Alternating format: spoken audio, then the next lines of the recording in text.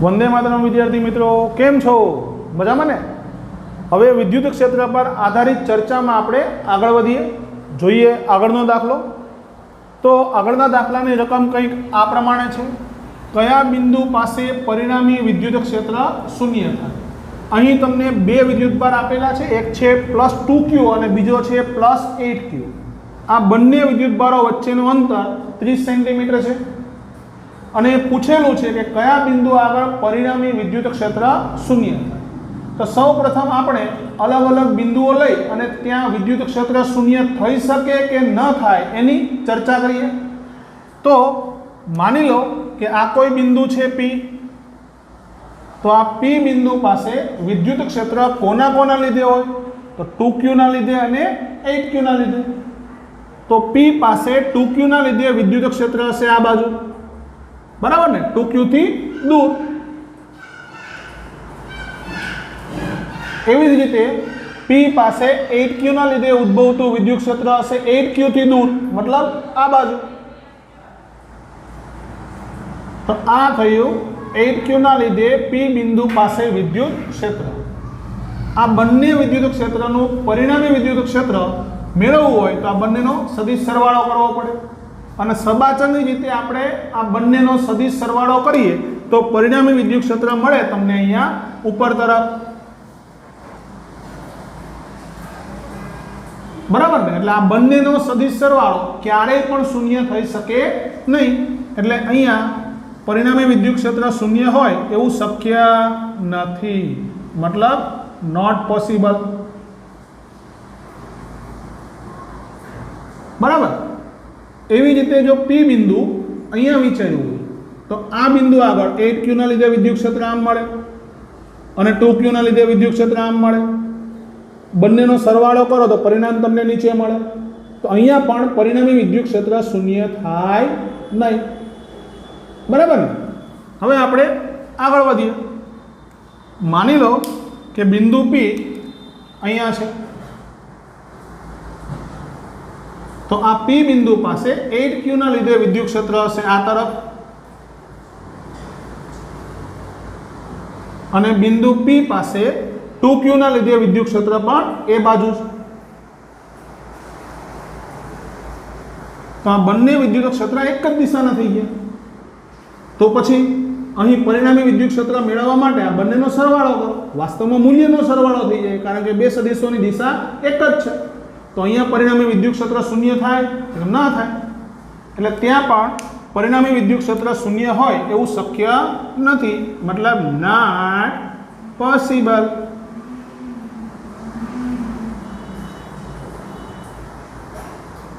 बराबर।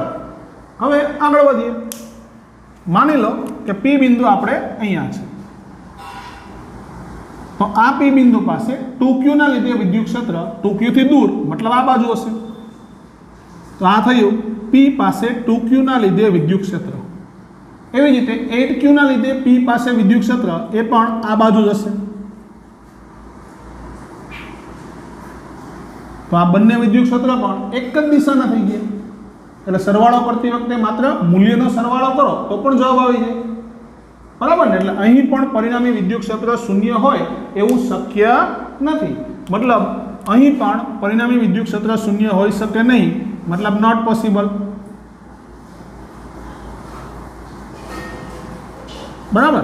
આગળ વધીએ, ચાલો નેક્સ્ટ। માનો કે P બિંદુ અહીંયા છે। तो आ P बिंदु पासे 2Q ना लीधे विद्युत क्षेत्र आम हशे। आ थयुं P पासे 2Q ना लीधे मळतुं विद्युत क्षेत्र अने 8Q ना लीधे विद्युत क्षेत्र आ बाजू हशे। तो आ थयुं P पासे 8Q ना लीधे मळतुं विद्युत क्षेत्र। तो आ बंने विद्युत क्षेत्र तमे जोई शको के विरुद्ध दिशाना छे, बराबर ने? एक आ बाजू ने एक पेली तरफ, એટલે બંનેની દિશા કેવી છે? વિરુદ્ધ। आ बंनेनो सरवाळो करो त्यारे वास्तवमां बंनेने शुं थई जशे? बादबाकी। तो अहींया परिणाम शून्य थाय एवुं शक्य बने। तो અહીં परिणाम शून्य थवा माटे 2Q ना लीधे विद्युत क्षेत्र अने 8Q ना लीधे विद्युत क्षेत्रना मूल्य केवा थवा जोईए? समान, बराबर ने? तो आ बिंदु शक्य छे। માની લો કે આ જે બિંદુ છે એ 2q થી x અંતરે છે, તો પછી 8q થી અંતર થયું 30 - x સેન્ટીમીટરમાં, બરાબર ને? કારણ કે આખું અંતર 30 છે, જો આટલો x હોય તો આ વધ્યું 30 - x. તો P પાસે પરિણામી વિદ્યુત ક્ષેત્ર શૂન્ય થવા માટે P પાસે E નેટ બરાબર 0 થવા માટે શું થવું જોઈએ? તો P પાસે 8q નું વિદ્યુત ક્ષેત્ર એનું મૂલ્ય અને P પાસે 2q ના વિદ્યુત ક્ષેત્રનું મૂલ્ય સમાન થવું જોઈએ. તો 8q ના વિદ્યુત ક્ષેત્રનું મૂલ્ય લખીએ તો સૂત્ર છે kq/r². કોના લીધે છે? તો 8q એટલે k, અહીંયા લખ્યું 8q/8q થી P નું અંતર એટલે અહીંયા લખાય 30 - x એનો વર્ગ ઇક્વલ ટુ k 2q ના લીધે વિદ્યુત ક્ષેત્ર એટલે ઇન્ટુ 2q/2q થી P નું અંતર એટલે x એનો વર્ગ. k cancer, small q cancer, 8 છે, આ 2 છે, છેદમાં 8/2 એટલે 4. આ 30 - x ના વર્ગને પહેલી સાઈડ જવા દો તો ઇઝ ઇક્વલ ટુ 30 - x/x. આ બંનેનો આવશે વર્ગ. લઈ લો બે બાજુ વર્ગમૂળ, તો આ બાજુ બન્યું 2 બરાબર 30 - x/x. x ને આ બાજુ 2x બરાબર 30 - x. x ને આ સાઈડ આવવા દો તો 3x બરાબર 30, મતલબ x બરાબર 10 સેન્ટીમીટર. આવી ગયો જવાબ. ક્યાં પરિણામી વિદ્યુત ક્ષેત્ર શૂન્ય હોય? તો 2q વિદ્યુત ભારથી 10 સેન્ટીમીટર અને 8q વિદ્યુત ભારથી 30 - 10 એટલે 20 સેન્ટીમીટર અંતરે બે વિદ્યુત ભારોની વચ્ચે પરિણામી વિદ્યુત ક્ષેત્ર શૂન્ય થઈ શકે. તો આ દાખલો જોઈ અને તમને કાંઈ ભૂતકાળ યાદ આવે છે? આગળ આપણે જોયું હતું કે બે વિદ્યુત ભાર હોય તો ત્રીજા વિદ્યુત ભારને ક્યાં મૂકીએ જેથી તેના પર લાગતું પરિણામી બળ શૂન્ય થાય? યાદ છે? અને શોર્ટકટ ટ્રીક પણ તારવેલી આપણે કે ત્રીજા વિદ્યુત ભારને બે વિદ્યુત ભારને જોડતી રેખા પર મુકાય. સજાતીય હોય તો બે વિદ્યુત ભારની વચ્ચે, વિજાતીય હોય તો બે વિદ્યુત ભારની બહાર તરફ અને નાના વિદ્યુત ભારની નજીક. યાદ આવે છે તમને? બસ એ જ ગણતરી છે. કારણ કે આપણે જાણીએ છીએ કે વિદ્યુત ક્ષેત્ર એ પણ બળ જ છે. કોના પર લાગતું બળ છે? તો એકમ ધન વિદ્યુત ભાર પર લાગતું બળ. તો આ પ્રશ્ન એમ પણ કહી શકાય કે એકમ ધન વિદ્યુત ભારને ક્યાં મૂકીએ કે જેથી તેના પર લાગતું પરિણામી બળ શૂન્ય થાય? ખ્યાલ આવે ને? એકમ ધન વિદ્યુત ભાર પર લાગતું બળ એટલે વિદ્યુત ક્ષેત્ર અને બળ શૂન્ય મતલબ વિદ્યુત ક્ષેત્ર શૂન્ય. અહીંયા એવું તમે કહી શકો. તો આખો દાખલો એની કોપી જ છે. ત્યાં જે શોર્ટકટ હતી એ શોર્ટકટ અહીંયા આપણે વાપરી શકીએ. જો અહીં બંને વિદ્યુત ભારો સજાતીય છે માટે પરિણામી બળ અથવા પરિણામી વિદ્યુત ક્ષેત્ર વચ્ચે શૂન્ય થાય. જો આ -2q અને આ 8q હોત તો નિયમ શું હતો કે વિજાતીય પ્રકારના વિદ્યુત ભાર હોય તો નાના મૂલ્યના વિદ્યુત ભારની નજીક, તો આ -2q હોય અને આ 8q હોય તો પરિણામી વિદ્યુત ક્ષેત્ર -2q ની નજીક અને કઈ બાજુ? તો બહાર તરફ હોય. વિજાતીય હોય તો બહાર તરફ, એટલે અહીંયા તમારે વિદ્યુત ક્ષેત્ર શૂન્ય થાય. એ બધા કન્સેપ્ટ તમે અહીંયા વાપરી શકો. ત્યારે આ ઉપરાંત પેલું એક શોર્ટકટનું સૂત્ર હતું x બરાબર r// વર્ગમૂળમાં q2/q1 ±1. એ સૂત્ર પણ અહીંયા વાપરી શકાય. ખ્યાલ આવ્યો? કઈ રીતના વાપરી શકાય? તો સૂત્ર ફરીવાર આપણે યાદ કરી લઈએ. તો એ સૂત્રની અંદર કંઈક આવું હતું: x = r// વર્ગમૂળમાં q2/q1 ±1. બરાબર? જેમાં r એ બે વિદ્યુત ભાર વચ્ચેનો અંતર હતો. પછી x જે છે એ શું હતું? ખ્યાલ હોય તો જે છેદમાં હોય ત્યાંથી અંતર. બરાબર? અહીંયા કોણ છેદમાં છે? તો q1 છેદમાં છે. તો વાસ્તવમાં q1 ને છેદમાં રાખો તો અહીંયા q1 થી અંતર મળે. x1 બરાબર q1 થી અંતર. પછી પ્લસ નિશાની કોના માટે આવે? સજાતીય માટે. કે જો બે વિદ્યુત ભાર સજાતીય હોય તો પ્લસ વાપરવાનું અને વિજાતીય હોય તો માઇનસ વાપરવાનું. યાદ છે? તો આ શોર્ટકટ પ્રમાણે દાખલો ગણીએ. ચાલો, તો અહીંયા કહી શકે x1 બરાબર r એટલે 30 સેન્ટીમીટર છેદમાં વર્ગમૂળમાં q2 અને q1 એમાં યાદ રાખવાનું કે જેનાથી અંતર શોધવાનું હોય એને છેદમાં રાખવાનું. માની લો કે અહીંયા મારે 2q થી અંતર શોધવું છે તો 2q ને મૂક્યો છેદમાં અને 8q ને મૂક્યો અંશમાં. ક્લિયર ને? સજાતીય છે કે વિજાતીય? સજાતીય. નિશાની કેવી આવે સજાતીય માટે? પ્લસ 30 એના છેદમાં વર્ગમૂળમાં 8q ના છેદમાં 2q સાદો બાપો વર્ગમૂળમાં 4 એટલે 2 થઈ ગયું. તો 2 + 1 તો જવાબ આવ્યો તમારે 10 સેન્ટીમીટર. આવી ગયો ને? ખ્યાલ? એટલે આગળની મેથડ તમે અહીંયા પણ વાપરી શકો. અહીં મેં બે સજાતીય માટે કરાવ્યું છે, વિજાતીય માટે તમે તમારી રીતે વિચારી શકો. ચાલો આગળ જઈએ. તો સુવાહક પર વિદ્યુત ભાર હંમેશા સપાટી પર જ પથરાય. એટલે કે સુવાહક સપાટી હોય તો વિદ્યુત ભાર હંમેશા સપાટી પર જ હશે. સુવાહકની અંદર વિદ્યુત ભાર હશે નહીં.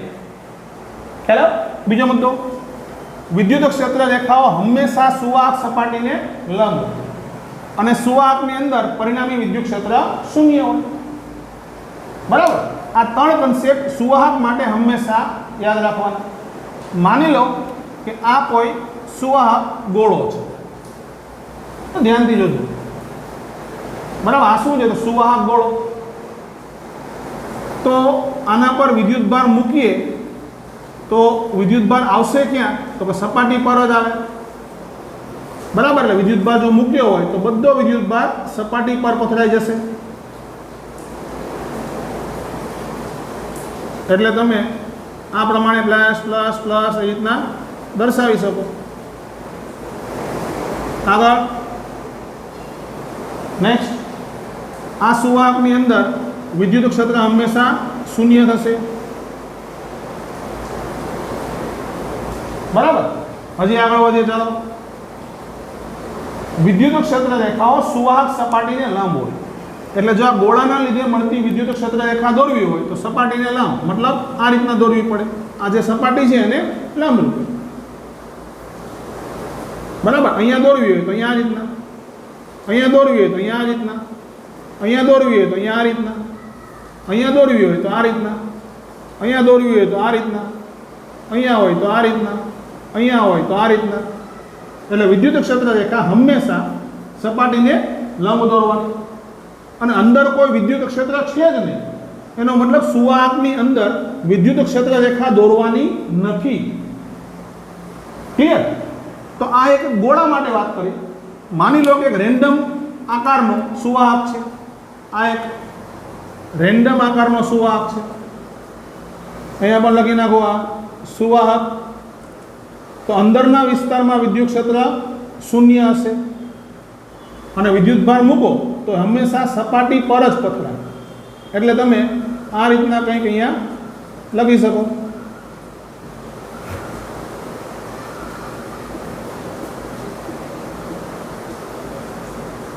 ક્લિયર? હવે વિદ્યુત ક્ષેત્ર રેખા દોરો તો સપાટીને લંબ દોરાય. એટલે જો અહીંયા સપાટી જુઓ તમે તો જે છે એને લંબ એટલે આ રીતના આવે. બરાબર? અહીંયા સપાટી આ રીતના છે એટલે આ રીતના આવે. અહીંયા દોરવા જાઓ તો આ રીતના આવે, સપાટીને લંબ. બરાબર? અહીંયા આ રીતના, અહીંયા જુઓ તો આ રીતના, અહીંયા જુઓ તો આ રીતના. બરાબર? પછી અહીંયા જુઓ તો આ રીતના, અહીંયા જુઓ તો આ રીતના.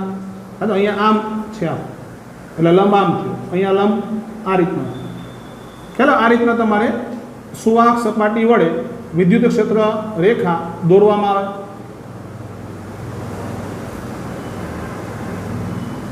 ક્લિયર? ઘણી બધી દોરી શકો.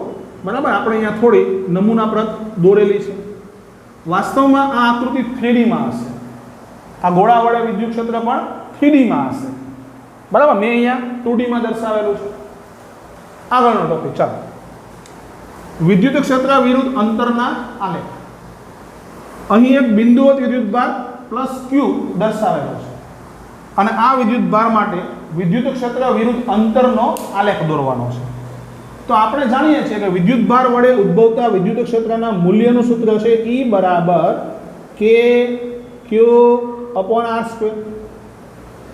એટલે વિદ્યુત ક્ષેત્ર અંતરના વર્ગના વ્યસ્ત પ્રમાણમાં હોય, બરાબર. એટલે જેમ જેમ દૂર જાઓ એમ અંતરના વર્ગના વ્યસ્ત પ્રમાણમાં હોય એવી રીતે વિદ્યુત ક્ષેત્ર ઘટે.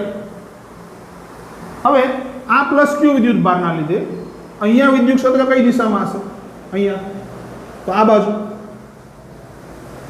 બરાબર. તો આ તરફના વિદ્યુત ક્ષેત્રને આપણે નેગેટિવ કહી દઈએ. તો અહીંયા વિદ્યુત ક્ષેત્ર બધી જગ્યાએ નેગેટિવ હશે આ બાજુ. અને આ પ્લસ ક્યુ વિદ્યુત ભારના લીધે અહીંયા વિદ્યુત ક્ષેત્ર કઈ બાજુ હોય? તો આમ હોય, બરાબર ને.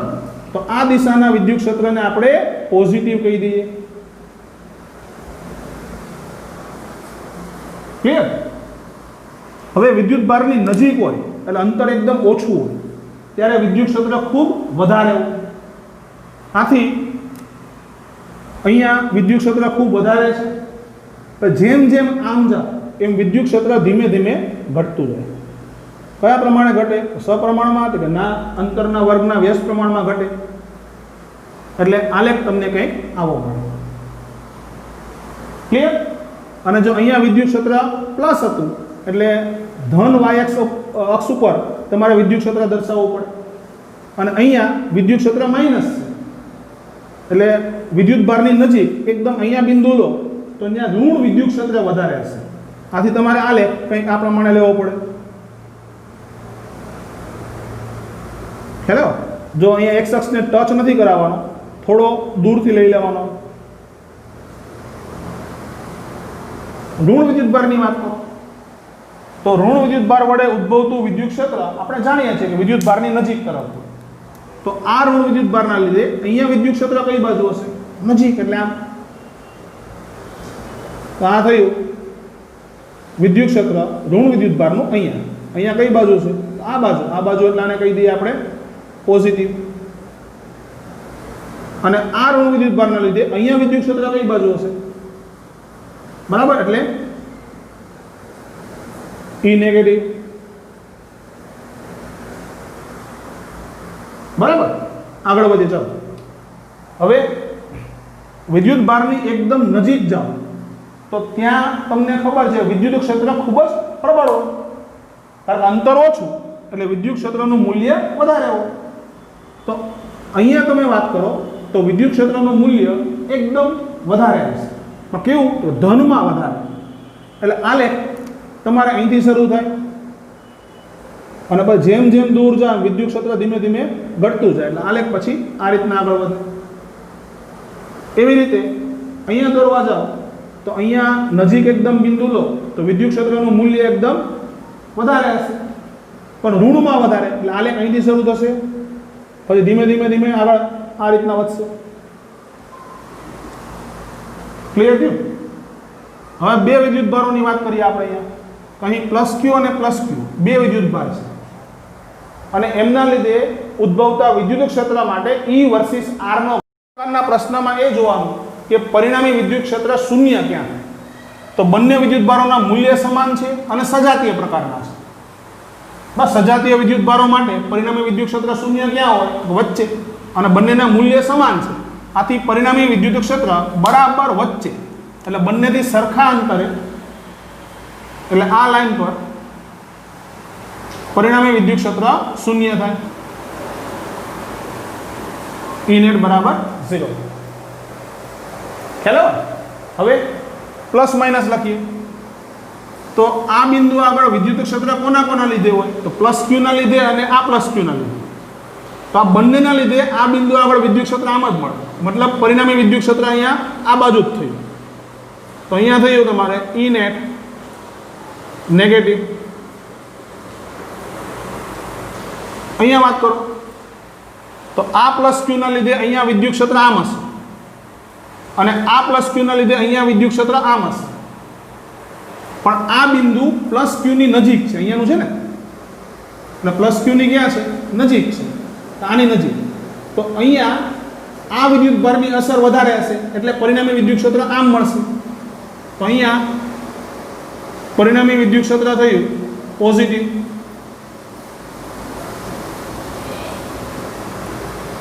બરાબર. હવે આ બિંદુની વાત કરું એટલે કે અહીંયા આવેલા બિંદુની. ચાલો, તો આ બિંદુ પાસે વિદ્યુત ક્ષેત્ર કોના લીધે હોય? તો આ પ્લસ ક્યુના લીધે અહીંયા આમ હશે અને આ પ્લસ ક્યુના લીધે આમ હશે. અસર કોની વધારે? તો આ પ્લસ ક્યુની અસર વધારે, કારણ કે એની નજીકનું બિંદુ છે. તો અહીંયા પરિણામી વિદ્યુત ક્ષેત્ર આ બાજુ હશે, બરાબર. એટલે તમે આવું લખી શકો કે ઈ નેટ અહીંયા નેગેટિવ થયું. ક્લિયર ને? પેલી સાઈડ જઈએ હવે તો અહીંયા ખ્યાલ પડે કે અહીંયા કોઈ બિંદુ લીધું હોય તો આ પ્લસ ક્યુનું વિદ્યુત ક્ષેત્ર આમ અને આ પ્લસ ક્યુનું આમ, એટલે પરિણામી વિદ્યુત ક્ષેત્ર તમારે આ દિશામાં મળશે, એટલે પોઝિટિવ મળશે. રેડી? હવે આગળ વધે ચાલો. તો જો આ પ્લસ ક્યુની નજીક બિંદુ લઈએ, મતલબ એકદમ નજીકનું બિંદુ આપણે અહીંયા લઈ લઈએ, તો ખ્યાલ પડે કે આ બિંદુ પાસે આ પ્લસ ક્યુની અસર વધારે હશે. આ પ્લસ ક્યુના લીધે અહીંયા વિદ્યુત ક્ષેત્ર આમ હશે, એટલે ઋણ વિદ્યુત ક્ષેત્ર વધારે હશે. તો જેમ જેમ દૂર જાઓ એમ વિદ્યુત ક્ષેત્રનું મૂલ્ય શું થાય? તો ઘટતું જાય. એટલે આ લેખ તમને કંઈક આ પ્રમાણે મળશે, બરાબર. આ એક અક્ષની ઉપર નહીં જાય, એક અક્ષને સમાંતર પછી ચાલ્યા કરશે અને અનંત અંતરે વિદ્યુત ક્ષેત્ર શૂન્ય થઈ જશે. આગળ વધીએ. અહીંયા જુઓ તો આ પ્લસ ક્યુના લીધે અહીંયા વિદ્યુત ક્ષેત્ર ખૂબ વધારે હશે અને અહીંયા વિદ્યુત ક્ષેત્ર કઈ બાજુ હોય? તો આમ હોય, એટલે પોઝિટિવ હશે. એટલે વધારે હોય પછી દૂર જવાનું ઘટે, ઘટીને કેવું થઈ જાય? અહીંયા શૂન્ય થઈ જાય. પછી અહીંયા તો વિદ્યુત ક્ષેત્ર ઋણ થઈ જાય, એટલે પછી પાછું ઋણમાં વધે અને વધીને મહત્તમ થાય. એટલે આ લેખ તમને આવો મળ્યો. ક્લિયર? લાસ્ટ. તો અહીંયા વિદ્યુત ક્ષેત્રની ચર્ચા કરીએ તો અહીંયા કોના લીધે વધુ વિદ્યુત ક્ષેત્ર હોય? તો આ પ્લસ ક્યુના લીધે. કેટલું હોય? તો મહત્તમ હોય, પણ આ બાજુ. એટલે મહત્તમ પણ કેવું? ધન. એટલે આલેખ ઉપરથી શરૂ થાય અને પછી આ રીતના આગળ વધે. ખ્યાલ પડ્યો?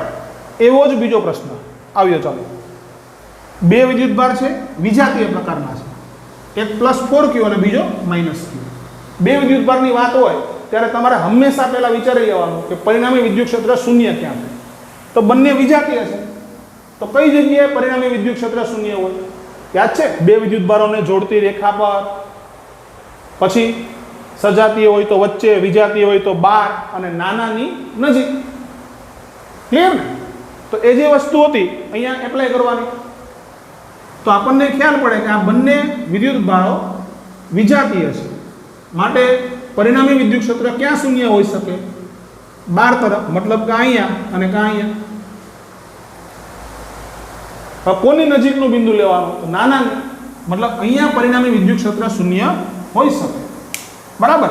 એટલે અહીંયા એક તૂટક રેખા દોરી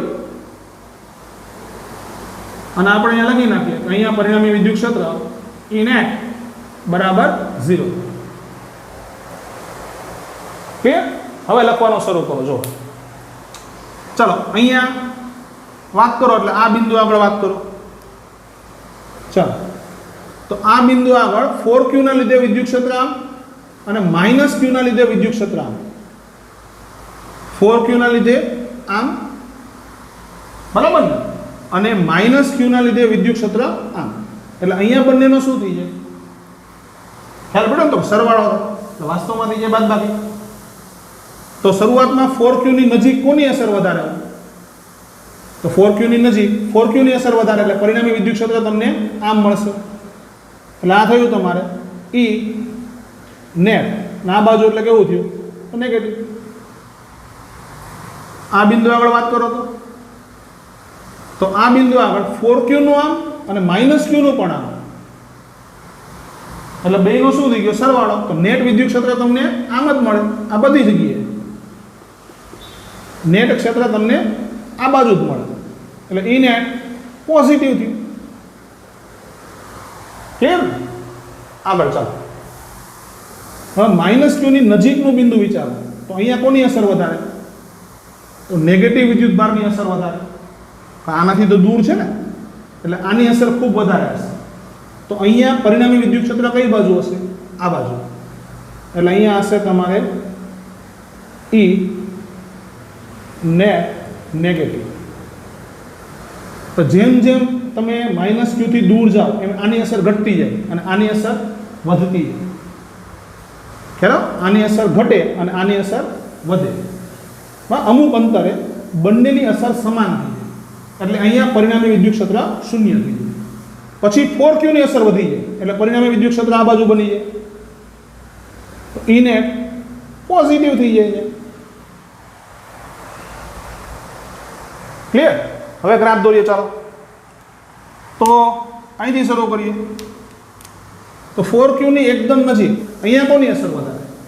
તો આ બિંદુ 4q ની એકદમ નજીક છે એટલે અહીંયા તમારે 4q વિદ્યુતભારની અસર સૌથી વધારે હશે અને 4q ના લીધે વિદ્યુત ક્ષેત્ર અહીંયા મહત્તમ હશે. તો 4q ના લીધે વિદ્યુત ક્ષેત્ર છે કઈ બાજુ? તો આ બાજુ એટલે ઋણ છે. આલેખ શરૂ થયો નીચેથી અને પછી ધીમે ધીમે આગળ વધ્યો અને આમ થયું. બરાબર? હવે આ વિદ્યુત ક્ષેત્ર દર્શાવતી જે લીટી દોરી છે એ લાલ કલરની લાઈન એ એક્સ અક્ષને છેદી અને ક્યારેય ઉપર નહીં જાય. ખ્યાલ? કારણ કે તમને ખ્યાલ છે કે 4q ની નજીક પરિણામી વિદ્યુત ક્ષેત્ર શૂન્ય નહીં થાય. પરિણામી વિદ્યુત ક્ષેત્ર શૂન્ય પેલી સાઈડ થશે.